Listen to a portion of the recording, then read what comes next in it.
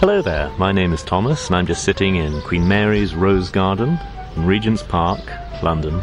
It's a very hot day, just past 3 o'clock, and in case you're wondering, I'm in my mid-30s. So what better opportunity than to read out the section from Ian Fleming's You Only Live Twice. The state of your health, the state of the weather, the wonders of nature. These are things that rarely occupy the average man's mind until he reaches the middle 30s. It is only on the threshold of middle age that you don't take them all for granted, just part of an unremarkable background to more urgent, more interesting things. Until this year, James Bond had been more or less oblivious to all of them. Apart from occasional hangovers and the mending of physical damage that was merely for him the extension of a child falling down and cutting its knee, he had taken good health for granted. The weather? Just a question of whether or not he had to carry a raincoat, put the hood up on his Bentley convertible. As for birds, bees and flowers, the wonders of nature, it only mattered whether or not they bit or stung, whether they smelled good or bad. But today, on the last day of August, just 8 months as he reminded himself that morning since Tracy had died, he sat in Queen Mary's Rose Garden in Regent's Park, and his mind was totally occupied with just these things. First, his health. He felt like hell, and knew that he also looked it. For months, without telling anyone, he had tramped Harley Street, Wigmore Street and Wimpole Street, looking for any kind of doctor who'd make him feel better. He had appealed to specialists, GPs, quacks, even to a hypnotherapist. He had told them, I feel like hell, I sleep badly, I eat practically nothing, I drink too much, and my work has gone to blazes. I'm shot to pieces, make me better. And each man had taken his blood pressure, a specimen of his urine, listened to his heart and chest and asked him questions he had answered truthfully, and had told him there was nothing, basically, wrong with him. Then he had paid his 5 guineas and gone off to John Bell in Croydon to have the new lot of prescriptions with tranquilizers, sleeping pills, energizers made up. And now he had just come from breaking off relations with a last resort. The hypnotist, whose basic message had been he must go out and regain his manhood by having a woman, as if he hadn't tried that. The ones who had told him to take it easy up the stairs, the ones that asked him to take them to Paris, the ones that had inquired indifferently, feeling better now, dearie? The hypnotist hadn't been a bad chap. Rather a bore about how he could take away warts and how he was persecuted by the BMA, but Bond finally had enough of sitting in a chair and listening to the quietly droning voice while, as instructed, he relaxed and gazed at a naked electric light bulb. And now he had thrown up the 50-guinea course after only half the treatment, and had come to sit in this secluded garden before going back to his office 10 minutes away across the park. He looked at his watch. Just after 3 o'clock. And he was due back at 2:30. What the hell? God, it was hot. He wiped a hand across his forehead, then down the side of his trousers. He used not to sweat like this. The weather must be changing. Atomic bomb, whatever the scientists might say to the contrary. It would be good to get down somewhere in the south of France, somewhere to bathe whenever he wanted. But he had had his leave for the year, that ghastly month they had given him after Tracy. Then he'd gone to Jamaica, and what hell that had been. No, bathing was not the answer. It was all right here, really. Lovely roses to look at. They smelled good, and it was pleasant looking at them and listening to the faraway traffic. Nice hum of bees. The way they went around the flowers, doing their work for their queen. Must read that book by that Belgium chap, Messenich or something. Same man who wrote about the ants' extraordinary purpose in life. They didn't have troubles, just lived and died.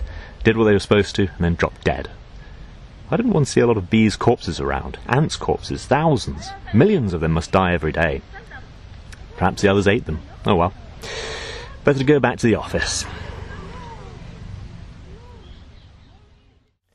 That reading is from the second chapter of You Only Live Twice, entitled Curtains for Bond. It's the 11th novel in Ian Fleming's James Bond series, first published in the UK on the 26th of March 1964. It's very unlike the 67 movie starring Sean Connery. The book is filled with the theme of death and decay, and Bond is a very different character from how we normally see him in the movies. I feel the movies have drawn from the middle section of Fleming's novel series, as Bond kind of has reached his apogee already. The early books are really Fleming finding the perfect formula. He finds it, he runs with it, and then he starts experimenting with it. This book really has a lot of death and decay in its themes, Rarely I'd say this hasn't been touched on until the most recent film, No Time to Die. But this book, You Only Live Twice, was published in 1964, which is the same year as Ian Fleming's death. The book was published in March, and he would have a heart attack in the August of the same year, dying in the early morning of the following day, his son Casper's 12th birthday. I always looked at that as very much tied together. His death and the nature of the novel were very, very close. And yet, in the same year, he published Chitty-Chitty-Bang-Bang. The first volume was published on the 22nd of October, and then the second volume on November, the 3rd of January the following year, and then 68, the 3 volumes are all published together. Chitty-Chitty-Bang-Bang is the book written for his son Casper, where Fleming said, "Never say no to adventures, always say yes, otherwise you'll lead a very dull life." And he gives those words to the British Royal Navy commander Pott, who, like 007, and like Fleming himself, loves scrambled eggs. In fact, there's a lot of similarities between the book characters, Pott and Bond. Of course, that's Pott in the book as opposed to Potts in the film. Chitty-Chitty-Bang-Bang indulges Fleming's passion for food, like You Only Live Twice, with Chitty-Chitty-Bang-Bang having a recipe for fudge and notes on the differences between British jam and French jam, which couldn't resist making jam and trying it out myself. The fudge, by the way, is very, very, very sugary. The film Chitty-Chitty-Bang-Bang again was very, very loosely based on Ian Fleming's book, with a screenplay written by Roald Dahl, like You Only Live Twice, and they were both produced by Albert R. Cubby Broccoli. The movie Chitty-Chitty-Bang-Bang starred Dick Van Dyke, who of course is a non-Navy veteran and he's an American, and you have Sally Ann Howes as truly scrumptious, an additional character who's not in Fleming's novel. She essentially replaces Pott's wife Mimsy in the book. In the film, Mimsy has apparently died.